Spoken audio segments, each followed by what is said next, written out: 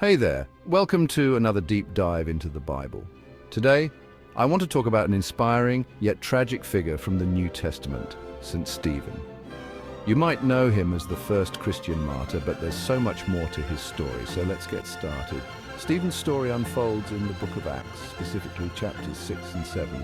He was one of the 7 deacons appointed by the apostles to help distribute food and aid to the poor in the early Christian community.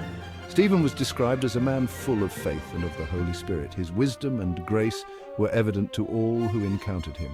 However, Stephen's rise to prominence didn't sit well with everyone. Some members of the synagogue of the freedmen began to argue with him. They couldn't stand up against his wisdom or the spirit by whom he spoke. Frustrated, they resorted to deceit. They secretly persuaded some men to say, "We have heard Stephen speak blasphemous words against Moses and against God." These false accusations led to Stephen being seized and brought before the Sanhedrin.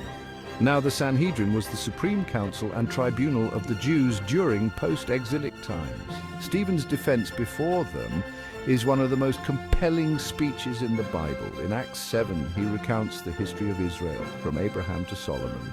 He emphasized how the prophets were persecuted and how Israel repeatedly turned away from God. His words were a powerful indictment of the Sanhedrin's own failures.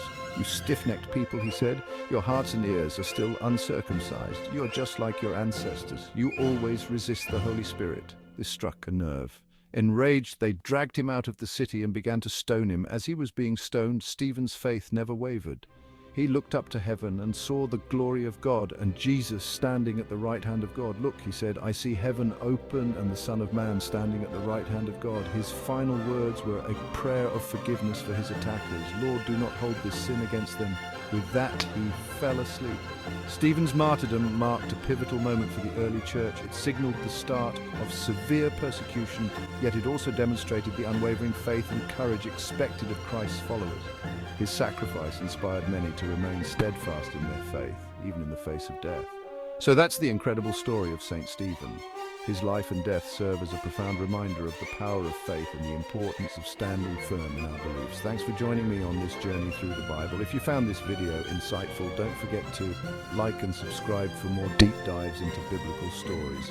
Until next time, keep exploring and stay blessed.